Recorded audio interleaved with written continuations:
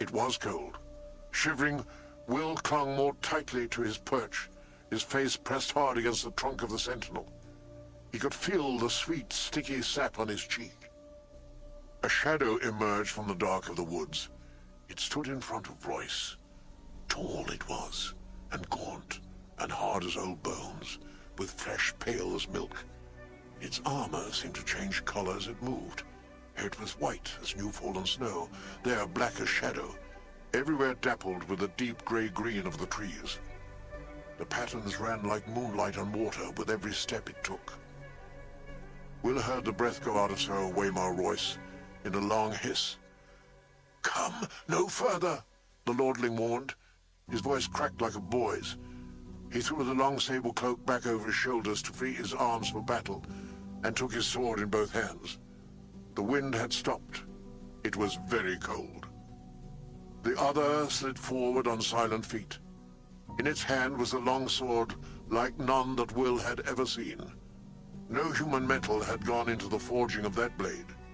It was alive with moonlight, translucent, a shard of crystal so thin that it seemed almost to vanish when seen edge on. There was a faint blue shimmer to the thing, a ghost light that played around its edges, and somehow Will knew it was sharper than any razor. Sir Waymar met him bravely. "Dance with me, then." He lifted his sword high above his head, defiant. His hands trembled from the weight of it, or perhaps from the cold. Yet in that moment, Will thought, he was a boy no longer, but a man of the Night's Watch. The other halted. Will saw its eyes, blue, deeper and bluer than any human eyes, a blue that burned like ice. They fixed on the longsword, trembling on high, watched the moonlight running cold along the metal. For a heartbeat he dared to hope. They emerged silently from the shadows, twins to the first. 3 of them, 4, 5. Sir Waymar may have felt that cold that came with them, but he never saw them, never heard them. Will had to call out. It was his duty, and his death if he did. He shivered and hugged the tree and kept the silence. The pale sword came shivering through the air. Sir Waymar met it with steel. When the blades met, there was no ring of metal on metal, only a high, thin sound at the edge of hearing, like an animal screaming in pain. Royce checked a second blow and a third, then fell back a step. Another flurry of blows, and he fell back again. Behind him, to right, to left, all around him, the watchers stood patient, faceless, silent, the shifting patterns of their delicate armor making them all but invisible in the wood. Yet they made no move to interfere. Again and again the swords met, until Will wanted to cover his ears against the strange, anguished keening of their clash. Sir Waymar was panting from the effort now, his breath steaming in the moonlight. His blade was white with frost. The others danced with pale blue light. Then Royce's parry came a beat too late. The pale sword bit through the ring-mail beneath his arm. The young lord cried out in pain. Blood welled between the rings. It steamed in the cold, and the droplets seemed red as fire where they touched the snow. Sir Waymar's fingers brushed his side.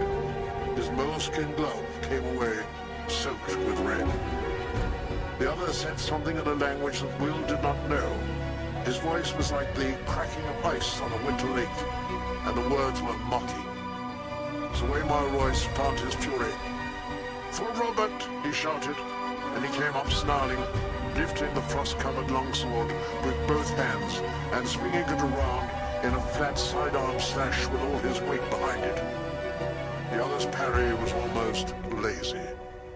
When the blades touched, the steel shattered. A scream echoed through the forest night, and the longsword shivered into 100 brittle pieces, the shards scattering like a rain of needles. Royce went to his knees, shrieking, and covered his eyes. Blood welled between his fingers. The watchers moved forward together, as if some signal had been given. The swords rose and fell, all in deathly silence. It was cold butchery. The pale blade sliced through ring mail as if it were silk. Will closed his eyes. Far beneath him, he heard their voices and laughter, sharp as icicles. When he found the courage to look again, a long time had passed, and the ridge below was empty. He stayed in the tree, scarce daring to breathe, while the moon crept slowly across the black sky. Finally, his muscles cramping and his fingers numb with cold, he climbed down. Royce's body lay face down in the snow, one arm outflung. The thick sable cloak had been slashed in a dozen places. Lying dead like that, you saw how young he was. A boy. He found what was left of the sword a few feet away, the end splintered and twisted like a tree struck by lightning. Will knelt, looked around wearily, and snatched it up. The broken sword would be his proof. Garrett would know what to make of it, and if not him, then surely that old bear Mormont or Maester Aemon. Would Garrett still be waiting with the horses? He had to hurry. Will rose. Sir Waymar Royce stood over him. His fine clothes were a tatter, his face a ruin. A shard from his sword transfixed the blind white pupil of his left eye. The right eye was open. The pupil burned blue. It saw. The broken sword fell from nerveless fingers. Will closed his eyes to pray. Long, elegant hands brushed his cheek, then tightened around his throat. They were gloved in the finest moleskin and sticky with blood. Yet the touch was icy cold.